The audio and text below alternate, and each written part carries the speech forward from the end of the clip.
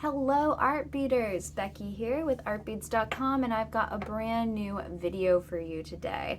Today I'm going to talk about what you need to get started with seed beads. You know I love seed beads, I'm always using them, always stitching with them, and I want to share some of my favorite supplies for working with these stash staples. So let's dive into the world of seed beads. Some of the things I like to have on hand when working with seed beads are obviously needles. You're definitely going to need beading needles if you're working with seed beads, especially if you're bead weaving.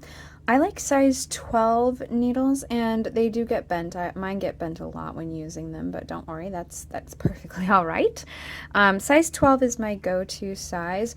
I would recommend getting something like a variety pack of sizes. Tulip has a variety pack as well as other brands, so you can work with different sizes and see which ones work for you. And we have a great blog post on choosing beading needles as well that I can link to in the video description. Along with beading needles, you're also going to want beading thread.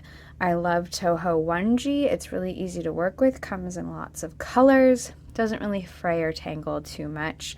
Other options include Miyuki beading thread, KO thread, Hana beading thread has lots of vibrant colors. Fireline is another good one, especially if you're going to be incorporating crystal into your bead weaving. This is a really strong braided thread that the crystal is not going to cut through. Another great thing that I like to have when working with seed beads is a bead scoop. Bead scoops are really important for scooping up those tiny little seed beads and putting them back into their containers. A shovel like this is really great. I like the longer pointed bead scoops as well. These triangle trays also make really good bead scoops, and good for like dumping your beads out into a mat if you have a lot of colors you want to work with. So it makes a great tray and bead scoop as well, thanks to that pointed edge. So those are really nice to have on hand. This is that long bead scoop that I really use a lot just because I like the length of it and I like the narrow tip, so it's easier to pour beads back into a tube or a bag.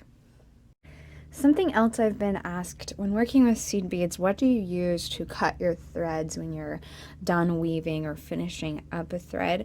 I actually don't use scissors. I really like using side cutters like these because you can get really, really close to the beads and trim that thread so that it's not poking out of your work. So I would definitely recommend nice cutters with a angled small point at the top for cutting your threads while working.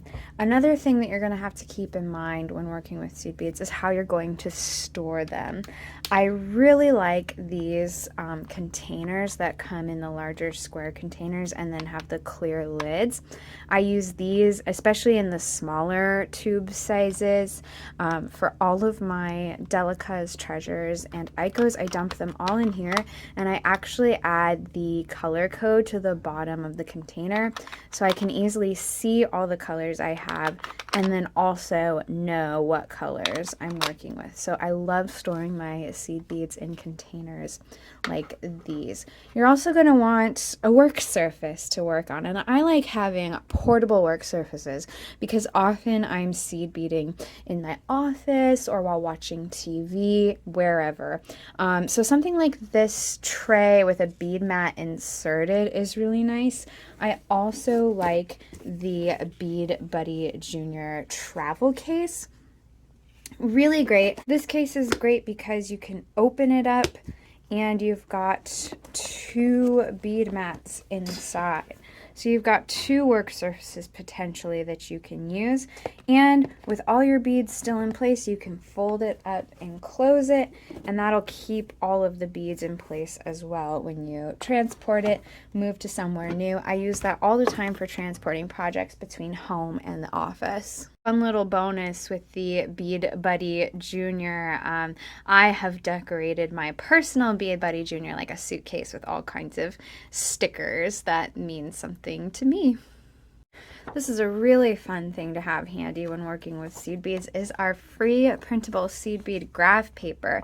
We have all kinds of seed bead graph paper for stitches like brick stitch, peyote stitch, loom, and square stitch, and it's just blank graph paper where you can create your own seed bead design. So this is something that I've saved on my computer. I can print out whenever I want, whatever style I need. This is great to have on hand when seed beading. Another thing that's great to have if your needles tend to curve and bend as you work with them are nylon jaw pliers to kind of straighten out your needles. I get a lot of life out of my needles, but sometimes I do like to straighten them. So I will take nylon jaw pliers and I will just, or even chain nose pliers work, I will just straighten them back out, just kind of give them a nice little straighten to get even more life out of them. So that's something I like to have handy when seed beading. It's just a set of pliers to kind of get my needles back in shape because mine do tend to get a little bent.